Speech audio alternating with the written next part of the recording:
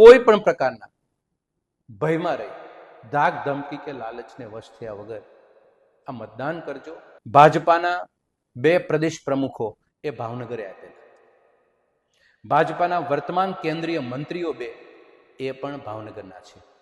ગુજરાતની સરકારમાં 2 કેબિનેટમાં બેઠેલા 2 મંત્રીઓ એ ભાવનગરના છે. પોલીસને કોઈ ફરક પડતો નથી, તંત્રને કોઈ ફરક પડતો નથી, અને એ ભાજપાના કદ્દાવર નેતાઓને પણ કોઈ ફરક પડતો નથી કે ભાવનગરની અંદર આ બધી વસ્તુ ફલશ્રુતિ કોના કારણે છે. અને ભાજપાની સરકારે અને ભાજપાના નેતાઓએ જે પાળી પોછી અને એક પેઢીથી જે ગુંડાઓ તૈયાર કર્યા છે, ગુજરાતના બજેટના અડધી કિંમતનો અહીંયા ડ્રગ્સ પકડાયો. તમે કલ્પના કરી શકો છો?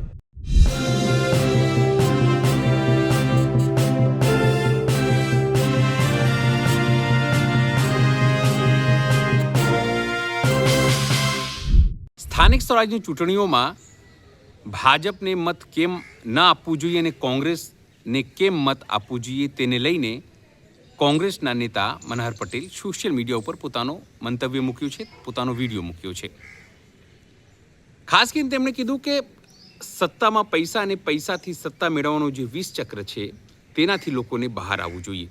કારણ કે ભાજપ જે રીતે પૈસા, ધાક ધમકી, સત્તાનો દુરુપયોગ કરે છે તે જીતી તો જાય છે, પણ શું આનાથી લોકોનું ભલું થશે?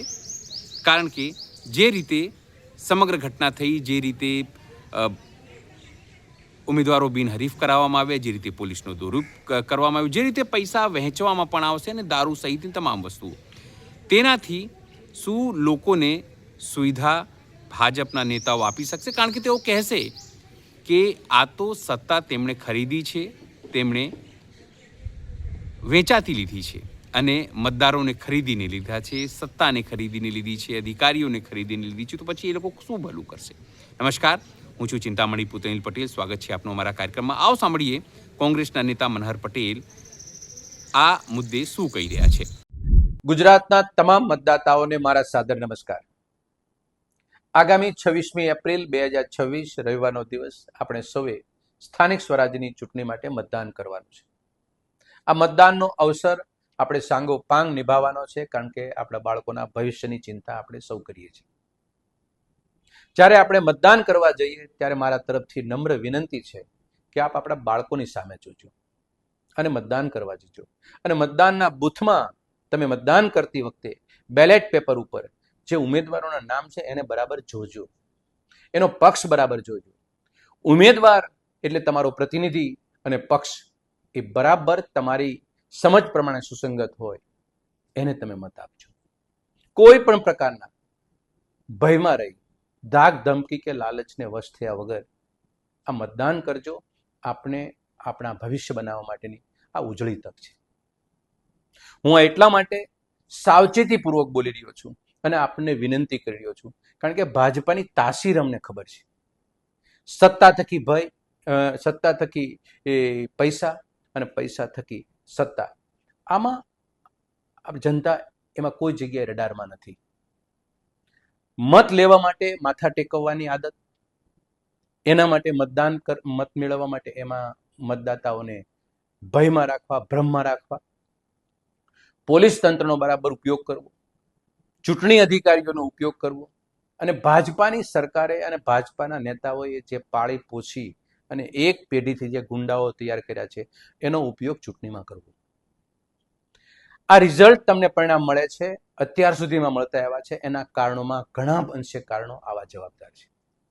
એ આપણે સમજદારીમાં બરાબર ઉતારવું પડશે, કારણ કે ફલશ્રુતિ કોઈ પ્રકારની નથી. જમીન ઉપર કોઈ સરકારી સવલત તમને ભ્રષ્ટાચાર વગર તમને જોવા મળતી નથી, અને જે સવલતો તમને સામે છે એમાં આપણે નરી આંખે ભ્રષ્ટાચાર દેખાય છે, આપણે કોઈ એમાં પામી શકતા નથી. આવા વહીવટમાં એ લોકો ઠેસી મારીને બોલે છે કે અમારી ડબલ એન્જિનની સરકાર છે. આ ગર્વ લેવા માટે ભાજપાનું કમલમ માત્ર સીમિત છે. જનતા આનો ગર્વ કરી લઈ શકે એવી પરિસ્થિતિ નથી. આ પણ ખરી હકીકત છે. એટલે આ ખરી હકીકતને ધ્યાને લઈ દર સમયે આપણે જ્યારે ચૂંટણીમાં મતદાન કરીએ ત્યારે સ્વસ્થ બનવાની જરૂર છે, અને ખૂબ સ્વસ્થ બનવાની જરૂર છે. આ અમારો આગ્રહભરી વિનંતીનો ભાગ પણ છે. ગુજરાતમાં શિક્ષણ, આરોગ્ય, મહિલા સુરક્ષા કે કોઈ પણ સુરક્ષા, રોજગારી, સ્થાનિક સ્વરાજ્યની ચૂંટણીના ભાગમાં આવતી સગવડતાઓ તમામ ઉપર આપણે નજર કરીએ. દારૂ અને ડ્રગ્સનું 25 વર્ષ પહેલા શું હાલત હતી એની, કોઈ જગ્યાએ તમને સિમ્ટમ્સ જોવા મળતા નહોતા. આજે રેલમ શેલમ ને નેટવર્કથી બનેલું ગુજરાત છે, જ્યાં ઉડતા પંજાબનું બિરુદ મળે છે. ગુજરાતના બજેટના અડધી કિંમતનો અહીંયા ડ્રગ્સ પકડાનો, તમે કલ્પના કરી શકો છો? અને 20 લાખ લોકો ડ્રગ્સ લેતા થઈ ગયા. 2600 પેડલર ઓફિશિયલી ગવર્મેન્ટ રેકોર્ડ ઉપર આવ્યા. આવી હાલત કરવા પાછળ જવાબદાર કોણ? ભારતીય જનતા પાર્ટીના આગેવાનો જય શ્રી રામનો નારો બોલી અને ગુજરાતના યુવાનોને બરબાદ કરવા સુધીના પગલા લેવા માટે જે તૈયારી બતાવી જોઈએ એ પણ નહીં. એટલે સ્થાનિક સ્વરાજ્યની ચૂંટણીમાં 26મી એપ્રિલે મતદાન કરવા માટે આપણે સૌ સ્વસ્થ બનીએ. એક સરસ મજાની તારીજ મારીએ આપણા વિસ્તારની, કે આ લોકો સરકારમાં બેઠા હતા 5 વર્ષ સુધી, અમારા રોડ, રસ્તા, ગટર, પાણી, સ્વચ્છતા, ગંદકી, આ કંઈ એના માટે કંઈ કામ કર્યું છે? ન કર્યું હોય તો તમે તમારી તારીખ પ્રમાણે તમને યોગ્ય પ્રતિનિધિ મૂકવાનો આ એક મોકો છે. અહીંયા આગળ ગુજરાતની જનતાને, અમે ભાવનગરથી બિલોંગ કરીએ છીએ.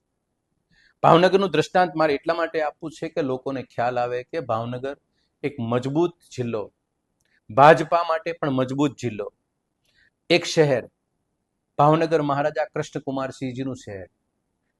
એ શહેર એવા અમારા પૂર્વજો જે વડવાઓ હતા, જે ધરોહર હતી, ભાવનગરનું નામ કલા અને સંસ્કાર નગરી સાથે જોડવાનું કામ જેમને અવિરત પેઢીઓથી કરતા આવ્યા, એવી સરસ મજાની નગરી આજે એ કલા અને સંસ્કારી નગરી તરીકે એની વાક્ય રચનામાં ભાવનગર મૂકવું એ આજે પ્રશ્નાર્થ ઉભો કરે છે. ભાજપાના 2 પ્રદેશ પ્રમુખો એ ભાવનગરે આપેલા, ભાજપાના વર્તમાન કેન્દ્રીય મંત્રીઓ 2 એ પણ ભાવનગરના છે. ગુજરાતની સરકારમાં 2 કેબિનેટમાં બેઠેલા 2 મંત્રીઓ એ ભાવનગરના છે. 25 વર્ષથી કોર્પોરેશન, 35 વર્ષથી લોકસભામાં પ્રતિનિધિત્વ અને જિલ્લા પંચાયત પણ 25 વર્ષથી. કેટલો પાવર ભાવનગરની જનતાએ આ ભાજપાને આપ્યો છે. હવે કોઈ પાવર બાકી ભાવનગરની જનતા પાસે છે જ નહીં. આટલો પાવર, જેટલો હતો એટલો પાવર ભાવનગરની જનતાએ આ ભાજપાને આપ્યો છે. ભાવનગરને શું મળ્યું?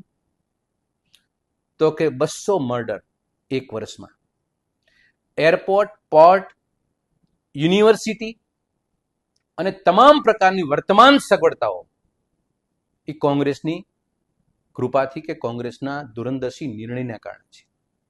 કોઈ જગ્યાએ ભાજપાનું કોઈ ઇન્ફ્રાસ્ટ્રક્ચર માળખામાં કોઈ યોગદાન નથી.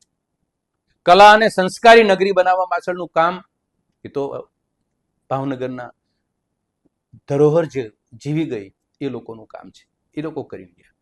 તો વર્તમાન ભાજપાનું આટલું બોડીને સામ્રાજ્ય માટે સુદૃઢ બનાવનારા ભાજપાના નેતાઓની ફલશ્રુતિ શું?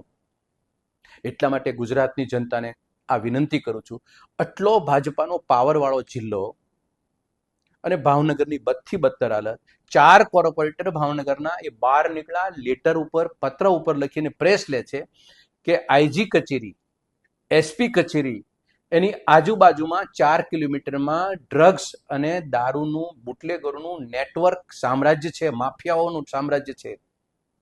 અને ભાજપા સરકારને કોઈ ફરક નથી પડતો, પોલીસને કોઈ ફરક પડતો નથી, તંત્રને કોઈ ફરક પડતો નથી, અને એ ભાજપાના કદ્દાવર નેતાઓને પણ કોઈ ફરક પડતો નથી. કે ભાવનગરની અંદર આ બધી વસ્તુ ફલશ્રુતિ કોના કારણે છે? જેના કારણે હોય એના કારણે. આ નેતાઓની કામગીરી બાબતમાં બોલું છું. મતદાન કરીને ભાજપાની સરકાર ચૂંટાવીને જો તમારે નેટવર્ક બેઝ ડ્રગ્સ અને માફિયાઓનું સામ્રાજ્ય તમારા ઉપર કામ કરતું હોય તો તારીજમાં આવું ના આવે. તારીજમાં વિચારવું પડે કે અમારા પરિવારનું, અમારા બાળકોનું, અમારા વિસ્તારનું ભવિષ્ય ભારતીય જનતા પાર્ટી નથી. આ ભાવનગરનો મેં દાખલો આપ્યો. એટલે સમગ્ર ગુજરાતના લોકોને મારી નમ્ર વિનંતી છે, ભાજપાને છોડી કોંગ્રેસ પક્ષના એક પ્રતિનિધિ તરીકે આપને વિનંતી કરું છું, હવે બહુ થઈ.